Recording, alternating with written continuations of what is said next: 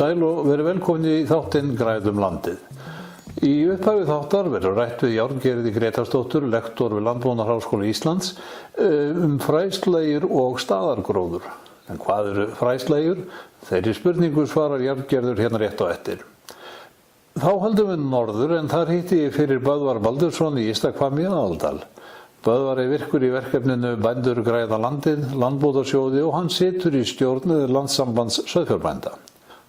Að lokum kemur Jón Guðmundsson, lektor við Landbúnaðarháskóla Íslands á skjáinn, en hann ritaði áhugaverða skýrslu greiningu og losun gróðurhúsalofttegunda frá íslenskum landbúnaði.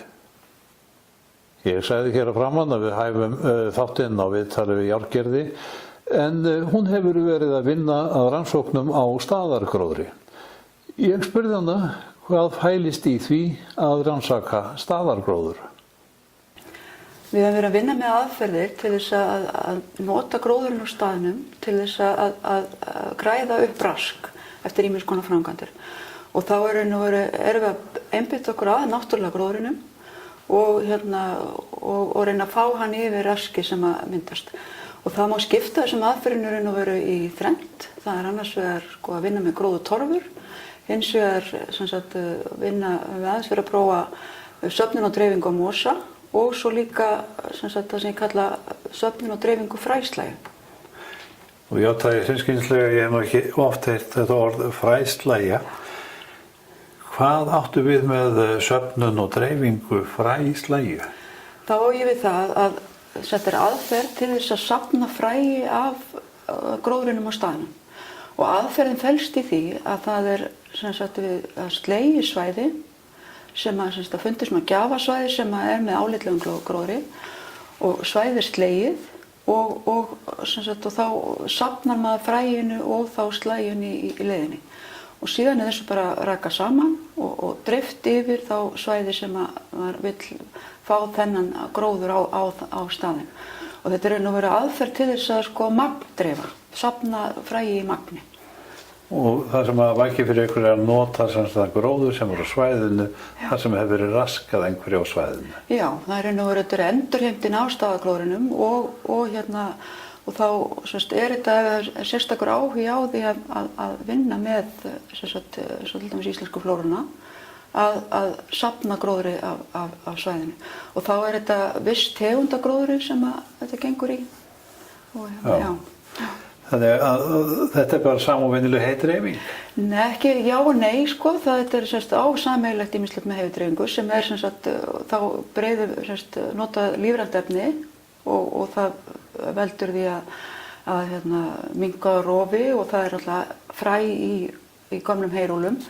En hins vegar er muninn á þessu sá að þegar þegar hey er safnað, þá er gróðurinn sleginn á tímanum þegar mest næringargildi er í gróðrinum. En þarna er þessi efni safnað á hausti. Og þannig þýðir þegar komið er fræ og sérstaklega í þessum tilgangi að safna fræinu. Og svo líka þegar hey er verkað þá hrynja fræ úr heyinu og við geymslu líka þá geymist það síður. En í þessu er verið að nota bara ferskt efni. Það bara helst að dreifa þessu samdag og svo eru mosabútar í þessu líka. Á þetta við allan gróður eða hvernig gróður er hægt að dreifa með þessari aðferð? Það sem hefur komið best út varðandi þessa aðferð, það er gróður úr graslendi, valllendi, blómlendi og hann verður að vera nokkur þéttur og hann verður að vera nokkur uppistandandi þannig að þegar gróðurinn er sleginn þá sitja fræin ennþá í blómskiprunum og það er reynt að ná fræinu áður en það fellur.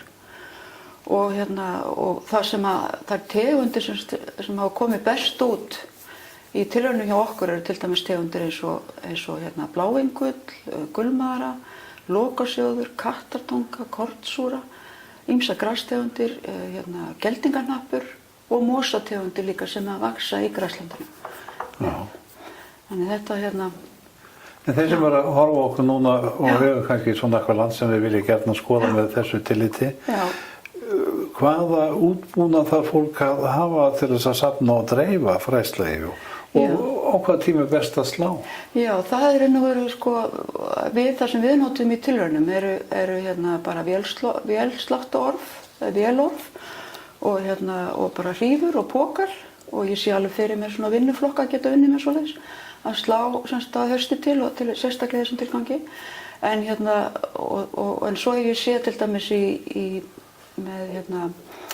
erlendum tilraunum að þá verið að nota bara stórtækar vinnuvélar og dreifa þá til dæmis yfir aflögð námusvæði til dæmis og tíminn til að slá þetta það komið best út hjá okkur svona í september og fyrri hluta mánaðarins sem maður einblína svolítið að reyna að ná grastegundunum en seinni hlutan til dæmis með blómjurtir eins og gulmörum.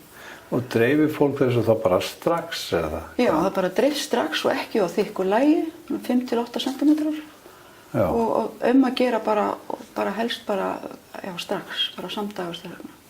Ég nú ætla að sá náttúrulegi gróður sem að þeirra ná í þarna að hann dugi þá best á svæðinu, ekki satt? Jú, þannig að verður náttúrulega að vera þannig að aðstæðurnar hendi. Þannig að við höfum eftir að skoða það betur svona hvað eru svona lágmarkskröfur.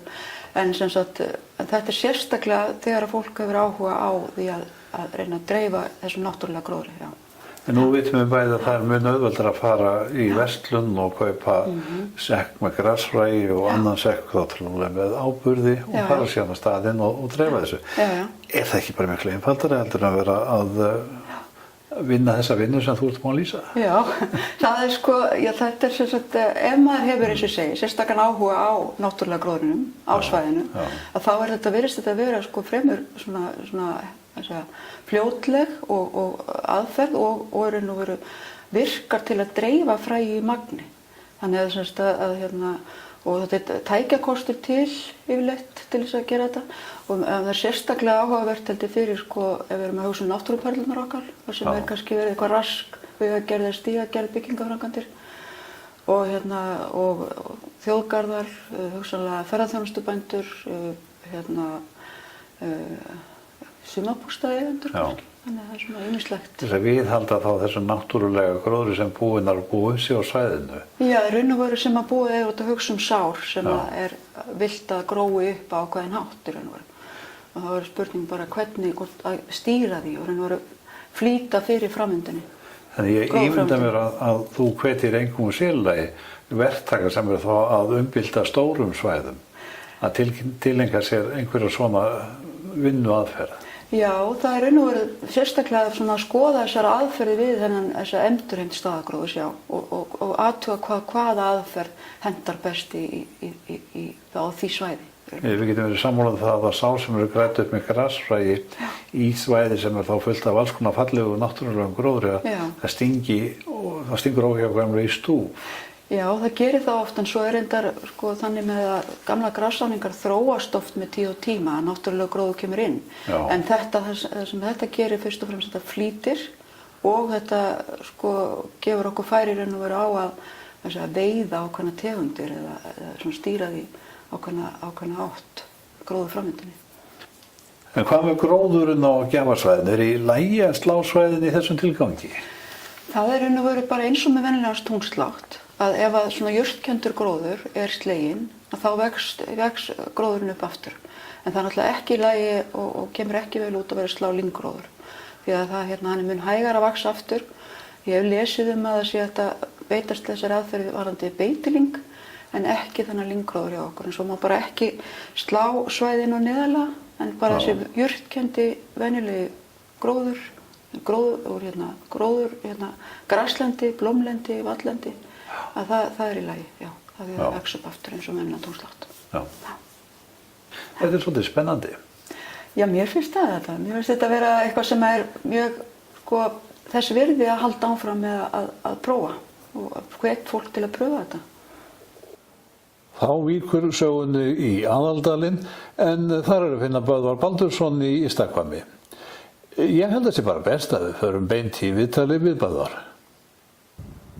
Böðvar, við erum nú staddir á gömlum þjóðvegi sem að mér skilst að liggi frá Ystakvammi til Laxamýrar. Já. Og hér eru melar, fyrirverandi melar. Fyrirverandi melar, já. Svona cirka 40 árum þá var byrjaði faðir mér að græða upp mela með heyrusli og skít. Já. dálítið á undan bændur græða landi verkefni voru á stað. Þetta eru helstu merarnir hérna í kringum okkur. Hér er bara komið lyng og hér er bara orðin berjamúr. Já. Hafið þið sett unnið skipulega að landgræðslu hér hjá bara ykkar svæði síðan 1970 og eitthvað? Já, 75. Já. Það fór að koma einhverja svona dráttaaðilar sem eitthvað hægt að gera með. Já. Þannig. Og það er búið að vera bara alveg síðan. Síðan fórum við inn í bændur græða landi verkefnið og við verið þar einmitt með þetta svæði hérna. Nú þekkir þú það verkefni. Hvað finnst þér það? Hefur það komið bændum vel til aðstóðar? Já, ég tvímælalaust. Ég finnst að allir bændur sem að eiga land sem er rofi og halda sauðkindur hafi verið partur af búskapnum að græða upp land. Það er mín skoðun. Já. Og þitt sauðfé gengur hérna á þessu landi sem hefur verið að græða upp eða hvað? Já, hér gengur það mikið á vorin og síðan flytjum við á afrétt, Þeistaríki. Já. Og svo erum við með aðra jörð hérna ofan við Geitaveld sem er sumarhagar. Svoleiðis að það er svona létt á þessu landi við sumari sko. Já. En svo er ætnað hérna á haustin og snirta til. Aha. Og þú segir þetta ætti að vera bara eðlilegur þáttur í landbúnaði, en ef við horfum á þá þróun sem á sér stað, það er sko eðlilegur þáttur í landbúnaði að græða upp landið, en ef við horfum á þá þróun sem að blasir nú við að bændum fækki, þá gerist það nú kannski æ erfiðara eða hvað?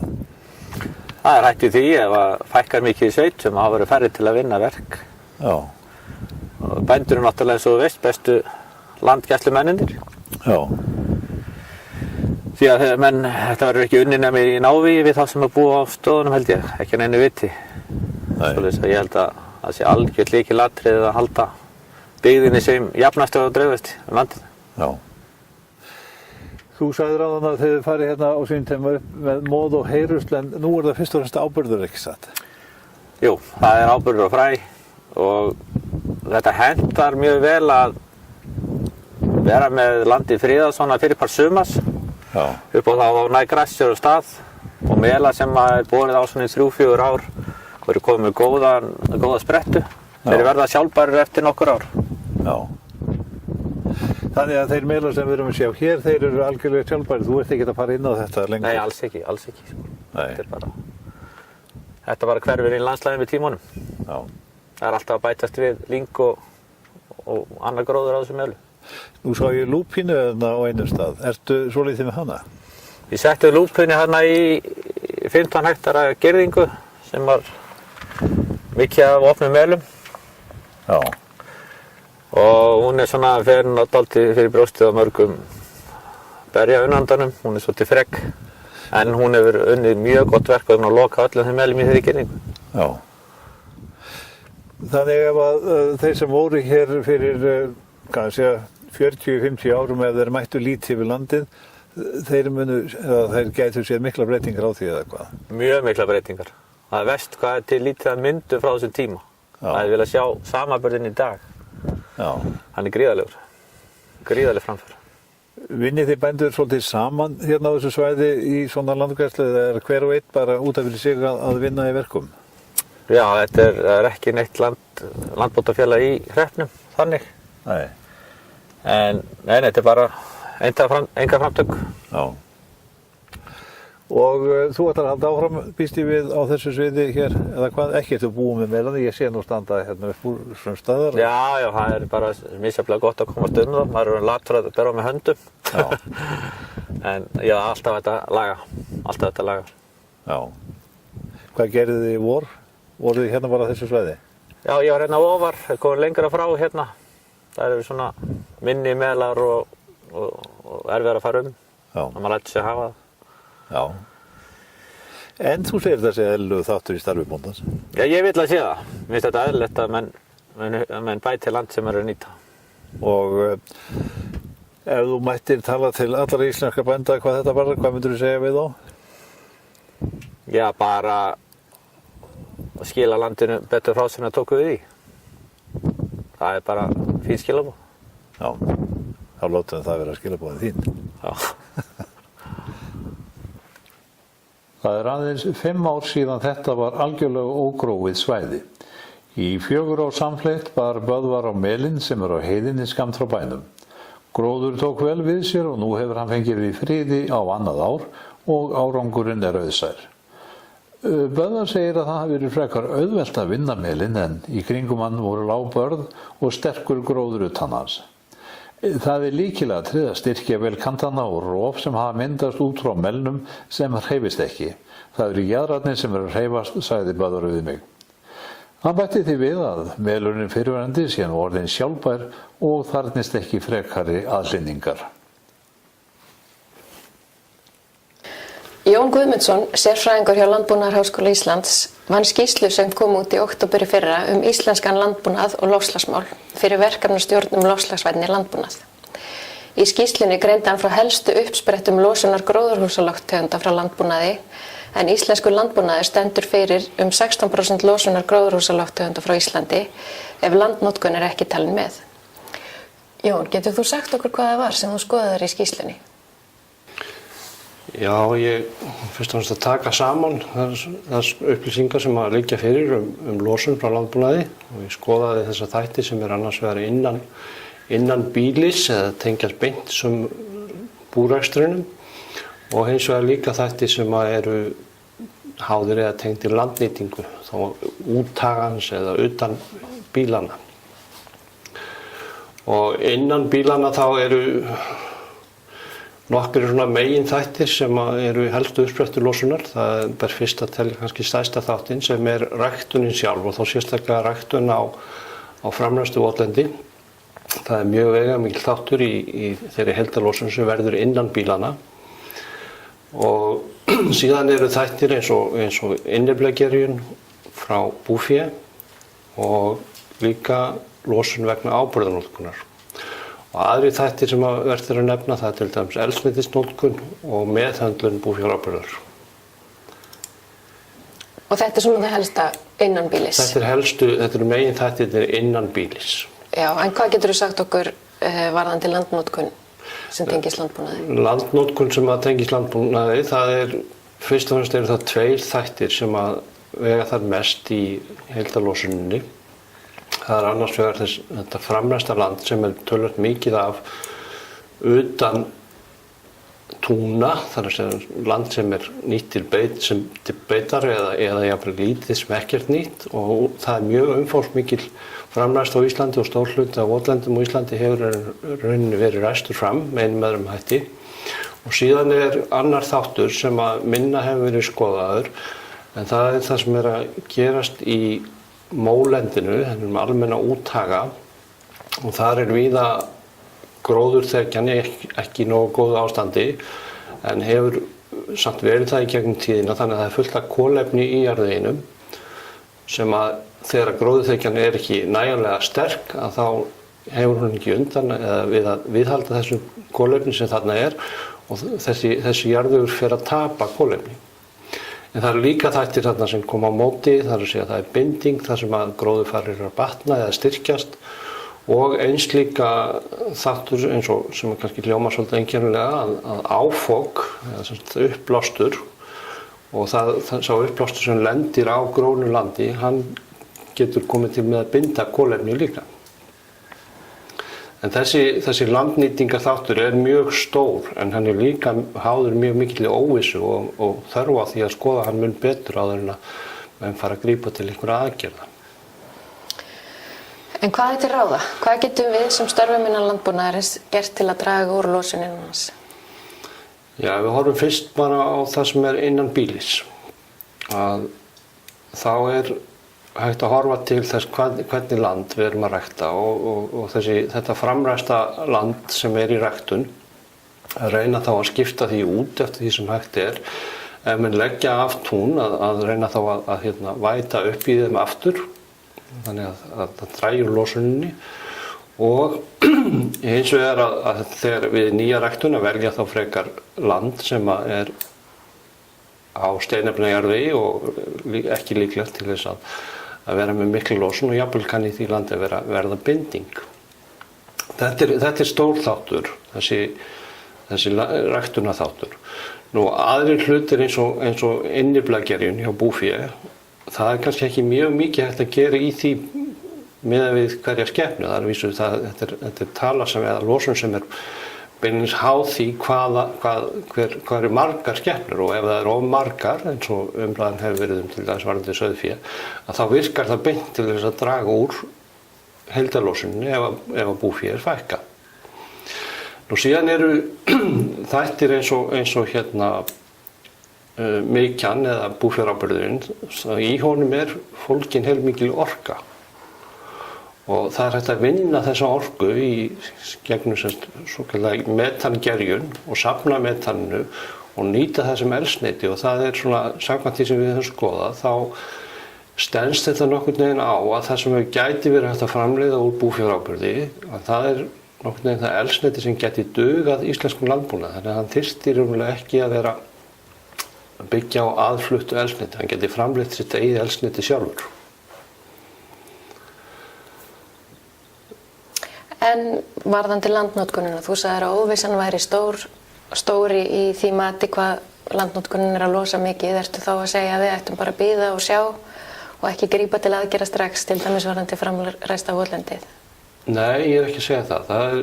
Það er ekki, það er óvissan ekki eins mikil varðandi sjálfan losun af þáttinn, hvað landið er að gera. Það er kannski ákveðin óvissan varðandi flatarmálið, en við erum ekki að bíða. Við vitum að þetta er stór þáttur, hvort hann aðeins stærri eða aðeins minni, það breytir ekki öllu. Þetta er alveg mjög árangursvæn aðgerð til þess að draga úr losuninni, og þess vegna eigum við ekki að bíða, þó við vitum ekki på punkt og prik hvað þetta skilar nákvæmlega miklu, þá eigum við ekki að bíða. Það vinnst ekkert með því. En varðandi mólendi þá þurfum við aðeins að kannski skipuleggja okkur hvernig við viljum taka á því, og líka að finna, hvernig orða þetta, það hvaða þátt eða hvað hlutrumlega af mólendinu verið að nýta, því að landbúnaður sjálfur sér ekki eðlilegt að hann beri ábyrgð á landi sem hann ekki að nýta, en þetta þáttur sem mjög óviss í dag, hvaða land í raun verið að beita. Það er kannski ekki óvissa hjá hverjum einstökum bónda, en þetta upplýsingar fyrir landið í heild liggja ekki fyrir, þannig að það skiptir máli ef maður ætla að fara að yfirfæra ákveðna losun yfir á landbúnað, að hvaða land það sem hann að nýta. Og hvernig gerum við það? Hvernig eyðum við eða minkum þessa óvissu? Við þurfum alltaf bara að byrja á því að kortleggja í samstarfi við þá aðila sem að nýta, fá það á hreint hvaða land nýtt til beitar og hvað ekki, og þá kann að vera, þá er hægt að skipta mögulega ábyrgðinni á þessu landi, þess að það land sem ekki í notkun og hefur kannski ekki verið í langan tíma, það verður þá einhvers konar sameiginlega ábyrgð þjóðarinnar, en hinn sem að nýta beitarlöndin, þeir getur þá borið ábyrgð á sínum þætti og þau landnýtingu sem þar er. Þakka kærlega fyrir þetta. Við fáum kannski að heyra í þér aftur dálítið nánar varðandi þessa losunarþætti og hvað landbúnaðurinn getur gert. Já, takk fyrir. Ágætu áhorfendur, þakka ykkur kærlega fyrir að fylgjast með þættinum Græðum landið. Þættinum nú lokið að þessu sinni, en ég verð hér aftur eftir viku með nýtt og spennandi efni. Góðar stundir.